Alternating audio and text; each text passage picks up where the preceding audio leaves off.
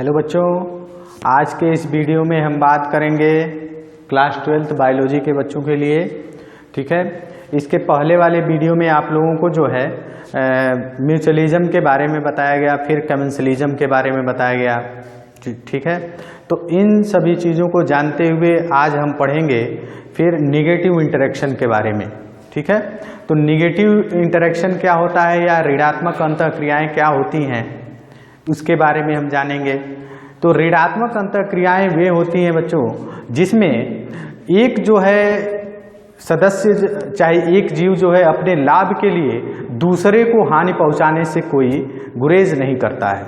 ठीक है, यानी कि एक जंतु का इसमें लाभ हो तो वो ये नहीं चाहता कि दूसरे जंतु का लाभ हो उसके अलावा। ठीक है, तो इसमें एक जीव क्या होता है, लाभान्वित होता है।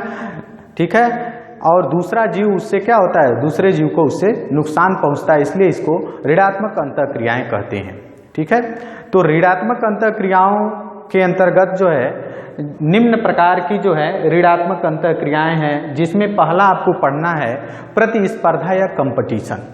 ठीक है, तो हम जानते हैं बच्चों कि जो कंपटीशन होता है या प्रतिस्पर्धा होता है उसमें दो कॉम्पिटिटिव रहते हैं, यानी कि दो पौधे हो सकते हैं, दो जीव हो सकते हैं, या पौधे और जीव दोनों हो सकते हैं। ठीक है, तो उन्हीं के बीच जो है यह कंपटीशन होता है। यह कंपटीशन क्यों होता है, प्रतिस्पर्धा किसके लिए होती है उसमें देखा जाए। जो प्रतिस्पर्धा होती है वो अक्सर वास स्थान को लेकर के होती है, वास स्थान जहाँ पे जीव रहते हैं। ठीक है, तो जीव रहता है, फिर उसके बाद जो है स्पेस को लेकर के होती है, या वासस्थान को लेकर के, फिर खनिज को लेकर के होती है, खाद्य पदार्थों को लेकर के होती है, जल को लेकर के होती है, ऊर्जा को लेकर के होती है। मतलब कि जो जल है वो दोनों जंतुओं को भी चाहिए, पौधों को भी चाहिए। जो स्पेस है, स्थान है, वो पौधे भी लेंगे, जंतु भी लेंगे। खनिज जो खाद्य पदार्थ हैं, जिंदा रहने के लिए खाद्य पदार्थ की आवश्यकता दोनों को है, पौधे और जंतुओं दोनों को है। ठीक है, और जल की भी आवश्यकता है। तो इसलिए जो आवश्यकताएं हैं या जिन आवश्यकताओं से पौधे और जंतु जुड़े हुए हैं उन्हीं को लेकर के जो है प्रायः प्रतिस्पर्धाएं उत्पन्न होती हैं। ठीक है, तो प्रतिस्पर्धा जो है बच्चों दो प्रकार की होती है। पहला जिसको जो है कहते हैं अंतराजातीय स्पर्धा या इंटर स्पेसिफिक कंपटीशन। ठीक है, इंटर स्पेसिफिक कंपटीशन, और दूसरा है आंतर जातीय स्पर्धा या इंट्रा स्पेसिफिक कंपटीशन।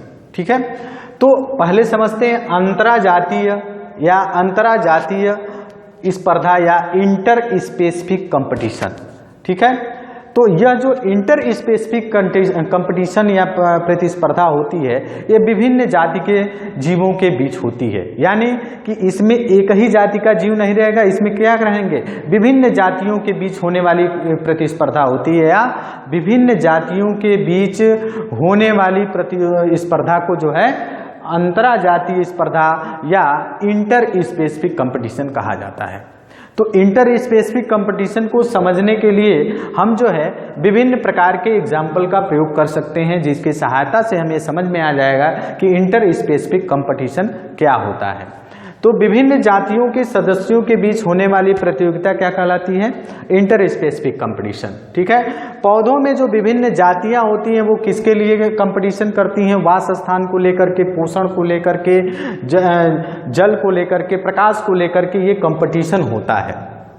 ठीक है, तो इसमें अगर हम अध्ययन करते हैं जैसे कि वन समुदाय में, वन समुदाय यानी जो फॉरेस्ट कम्युनिटी है उसमें आप देखते हैं कि उसमें शाक भी होता है, झाड़ी भी होता है, बड़े पौधे भी होते हैं।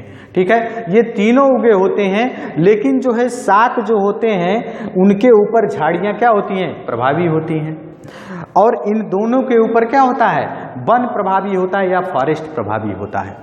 ठीक है, तो यहाँ क्या है, कंपटीशन है किसी न किसी चीज को लेकर के, क्योंकि प्रभावी होने का मतलब ये है कि संसाधनों का अधिक से अधिक उपयोग जो डोमिनेंट स्पीसीज है वो अधिक कर रही है। ठीक है, तो अगला नंबर है इसमें जो है इस तरीके से अगर कुछ पौधों के अंदर हमने देखा है कि कुछ जो पौधे होते हैं उनके अंदर भी जो है कंपटीशन पाया जाता है। जैसे इसमें जो है कुछ पौधे क्या करते हैं कि अपने जो वातावरण में क्या करते हैं, कुछ जो है रासायनिक पदार्थों का स्राव करते हैं, जिससे उनके पास या उनके संबंध में या आसपास उगने वाली जो प्रजातियां होती हैं उनकी वृद्धि और विकास को क्या करते हैं, रोक देते हैं। ठीक है, इसी में एक एग्जाम्पल हम देखते हैं पार्थेनियम हिस्टेरोफोरस का, जिसको हम हिंदी में कहते हैं कांग्रेस घास या गाजर घास।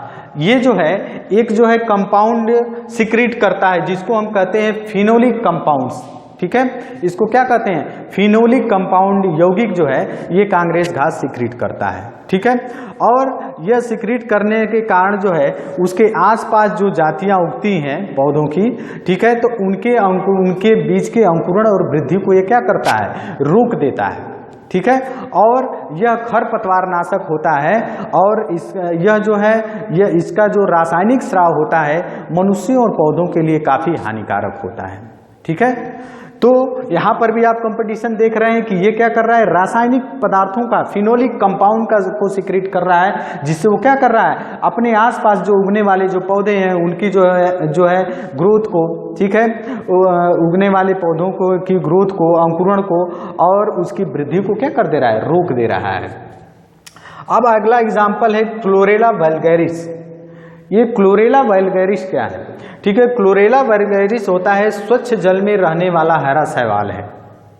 ठीक है, तो इससे जो है एक जाति को लाभ तो होता है, ठीक है, एक जाति को हानि होती है, लेकिन दूसरे को तो लाभ होता है या नहीं होता, इससे उसको कोई फर्क नहीं पड़ता। मैंने परिभाषा में ही बता दिया है कि अगर इसमें कोई जंतु होगा, चाहे पौधा होगा चाहे जीव होगा, उसमें जो है किसी एक को लाभ होगा, ठीक है, और किसी को हानि होगी, लेकिन किसी को अगर लाभ भी नहीं होगा तो हानि अगर पहुंचाएगा उसको कोई लाभ भी नहीं हो सकता है, तो इससे कोई फर्क उसको नहीं पड़ता है। ठीक है, किसी के नुकसान से।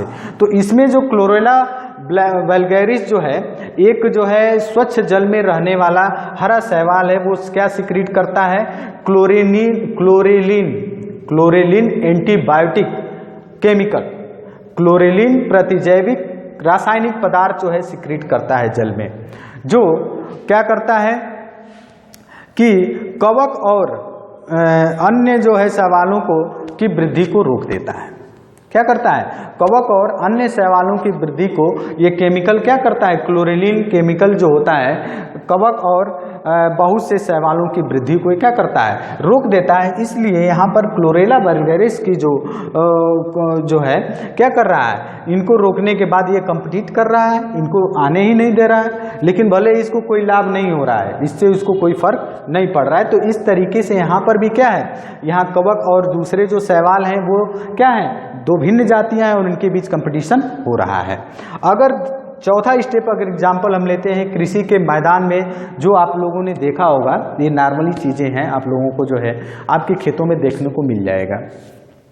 तो उसमें देखा होगा कि बच्चों खरपतवार के साथ साथ वीड्स के साथ साथ क्या होते हैं, जो है फसलों के साथ साथ वो अनावश्यक खरपतवार भी उगाते हैं, जो क्या करते हैं, हमारे फसलों को उसके साथ कम्पीट करते हैं, प्रतिस्पर्धा करते हैं। और वह प्रतिस्पर्धा किसको लेकर के होती है, जो हम पौधों को जल देते हैं उसमें वो जल वो भी प्राप्त करते हैं। जितनी मात्रा में जल प्राप्त होना चाहिए पौधों को नहीं मिल पाता।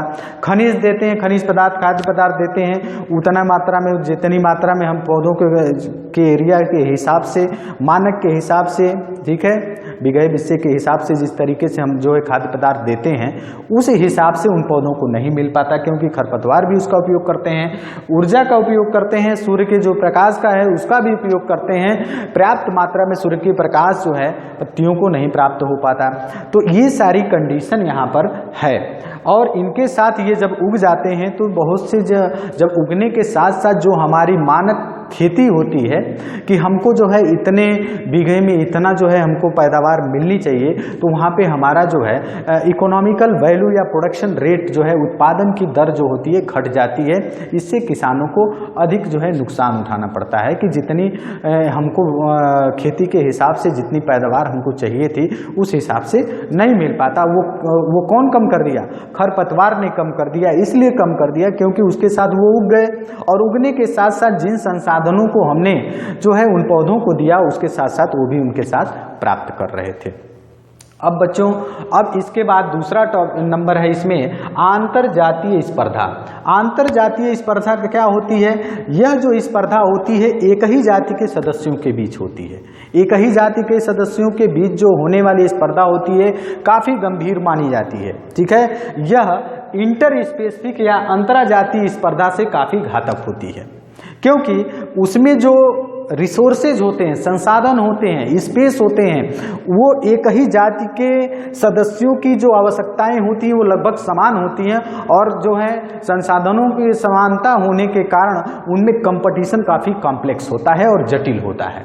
ठीक है, तो इसमें अगर आप देखते हैं तो आप भी उसी कृषि मैदान की ही बात कर लें, अगर कृषि के मैदान में अगर देखते हैं फील्ड में एक ही जाति के सदस्यों के बीच संसाधन एवं स्थान के लिए स्पर्धा होती है। जैसे आप मान लीजिए कि आपने कोई अगर फसल बोई है, तो अगर उस फसल के अंदर प्रॉपर डिस्टेंस नहीं है, ठीक है, और उचित डिस्टेंस नहीं है, एक ही समूह में आपने बो दिया है, तो वो क्या करेंगे कि जो वहाँ पे उपलब्ध स्थान है और जो संसाधन है उनका अधिक से अधिक उपयोग करेंगे।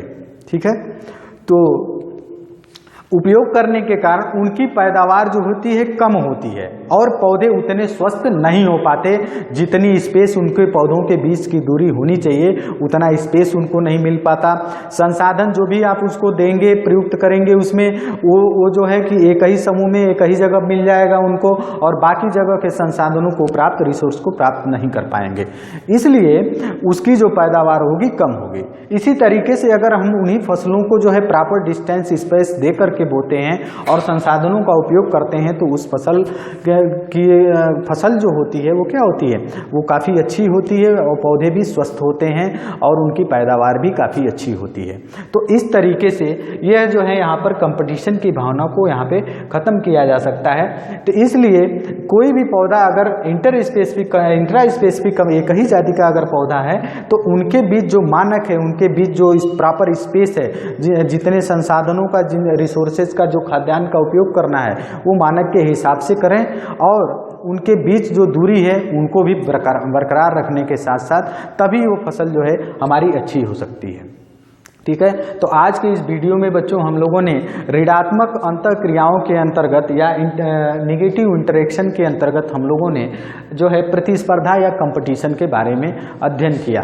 ठीक है, इसके बाद अगले वीडियो में हम जो है अगले टॉपिक के बारे में बात करेंगे इसी से संबंधित। तब तक के लिए धन्यवाद।